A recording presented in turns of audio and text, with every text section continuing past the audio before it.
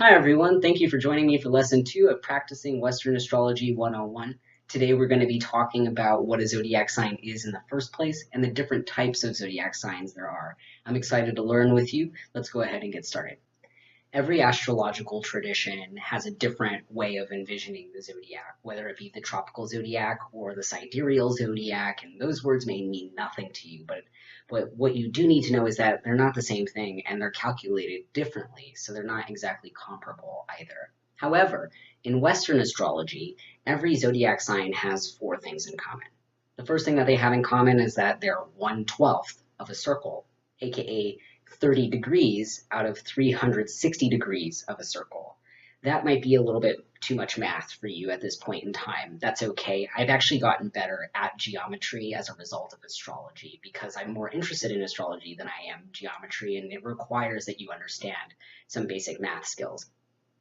So in the same way that there are 12 inches in a foot, there are 360 degrees in a circle, and every zodiac sign takes up 30 degrees of that circle. So just know that it's a subsection of a circle, and altogether they make up 12 parts and an entire circle. The second thing that they have in common is that they each represent a singled out theme, and they oppose each other, right? So it's a bunch of polarities. Examples of this would be Aries versus Libra, Virgo versus Pisces, and we'll get more into what that means from an interpretive standpoint in the future. Just know that each sign on its own represents a singled out archetype. It is a stereotype. This is why no one will ever fully identify with only one sign or wherever their sun is. So for example, you may meet someone who says that they're an Aquarius, but they don't really resonate with Aquarian interpretations, and that's because no one is only one sign. So the third thing that all zodiac signs have in common in the tropical zodiac is that the position of them is based off of the location of the sun and the moon in relation to the earth. It has nothing to do with constellations. The sidereal zodiac is a little bit different in that it is sort of influenced by constellations in that its origins are fixed stars or stars that don't move from our perspective. But the tropical zodiac, which is what is used in the Western world for the most part, is based off of the sun and the moon and has nothing to do with constellations. This is why new constellations such as Ophiuchus don't really matter and have no impact on the practice of Western astrology. Furthermore, constellations overlap from our perspective. So it wouldn't really make sense anyway, because again, a zodiac sign is one section of a circle. They're all the same size, they don't overlap at all. And then the last thing that they all have in common is that they are part of a story. Next week, we're going to be talking about the narrative of the zodiac and what story it ultimately tells in its entirety. But today, we're going to be talking about the different parts of the zodiac so that way we understand how that story works and what plot themes are at play. But for now, just know that there is a story to the zodiac, meaning no one sign can be taken out of the context of that story. Every sign is informed by the sign that comes before it and after it, and the sign that's opposite to it. So no sign sits by itself. No sign sits in a vacuum. They are all archetypes, right? So they are stereotypes in that sense, but that doesn't mean that you are. Astrology is all about learning how to mix and match these archetypes and themes so that you can get a specific picture with detail. There are two main ways that we divide the zodiac as astrologers. The first way is through their modality, for lack of a better word, meaning how they sit in relation to each other in the context of the chart. So the first type of sign that we have is a cardinal sign. The second is mutable, and the third is fixed. So for cardinal signs, they are interested in starting things. Mutable signs are interested in shifting or adapting to the world around them, and fixed signs are interested in maintaining the world around them and keeping the status quo, meaning they're not really into change and can be pretty stressed out by it. Cardinal signs exist on the quote-unquote angles of the chart, and I've delineated what that looks like for you here. The blacked out spots are where these types of signs traditionally sit. For mutable signs, they represent the mental processes that take place with us. That does not necessarily mean our cognitive thinking skills, but these sections of the chart do tend to be emblematic of what goes on in our heads. And then with fixed signs, they're really interested in resource gathering. It doesn't necessarily have to be physical resources, though that is certainly the case with Taurus, but because it's an earth sign and all earth signs are interested in the material world. But in this case, there are different types of resources that we can gather, whether they be emotional resources or networking or our own ability to shine. One thing you may notice is that I've put little numbers outside of the black and white circles underneath each type of zodiac sign. And that's because I want to make it easier for you to understand where these fall on the chart. So for the case of cardinal signs, those are the first, fourth, seventh, and 10th signs of the zodiac. For mutable signs, those are the third, sixth, ninth, and 12th signs of the zodiac. And then for fixed signs, they are the second, the fifth, the eighth, and the 11th signs of the zodiac. So you'll notice that they're all 3 numbers apart, which divides the chart into 4 sections. This is Pugsley. He wanted to make an appearance. So when you put all of the different types of modalities together in the context of a chart, you see this common theme or this pattern. Cardinal, fixed, mutable, cardinal, fixed, mutable, right? So there's starting, maintaining, adapting. Starting a project, maintaining that project, and then adapting when new information comes to the fore. And so in this sense, each quarter of the chart, so if you were to split up the chart into 4 sections like we just mentioned, in this sense, each quarter of the chart represents a mini story within a story, sort of like a scene in a movie. The second way that we can go about dividing the chart is by element, right? So we have fire, earth, air, and water, and each of these elements has qualities that are specific to them. They are very much in common, if not probably borrowed directly from alchemy. I don't have a source for that, so I'm not going to say it with such certainty, but it's basically the same as alchemy if you have an interest in that. So fire is hot and dry. It is action-oriented, and it is associated with masculinity. And the thing is when we gender signs, it's important to understand what we mean when we gender them. It's, to me, more indicative of how Western society sees gender than how gender actually plays out in our world. This is important to understand because when you interpret an astrological chart, you do so for the chart holder, not for you.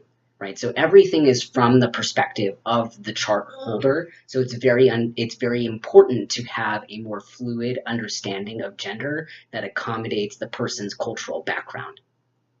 So when we say something is masculine in astrology, what we're really saying is that the energy goes out. Right, and when we say something is feminine in astrology, what we really mean is that the energy goes in or is leveled, right, as opposed to up. Leveled. So the same idea as an innie versus an outie, and not every culture subscribes to that ideology. So it's important that you do not approach astrology from the perspective of dogma, but from the perspective of service. Anyway, that little PSA aside, moving on to earth signs. Earth signs are cold and they are dry. They are grounding in nature, and they are all feminine. They are all innies, right? Air signs are hot and wet. They are communication oriented. What kind of communication they like depends on the sign, but they're all communication oriented and they all value words. And they are masculine signs, so their energy goes outward. For water signs, they are cold and wet. They are emotional, not in the sense that they're dramatic per se or that you'll see it on their face. One thing that you'll learn soon is that Scorpio is very indicative of still waters run deep, right? So you might not always see the emotion, but that doesn't mean that it's not there. Water signs represent feelings, not words. Air does not do very well underwater, for example, in the same way that words can be very difficult to express when we are overwhelmed with emotion. Water signs are feminine signs, meaning the energy goes inward or is about leveling.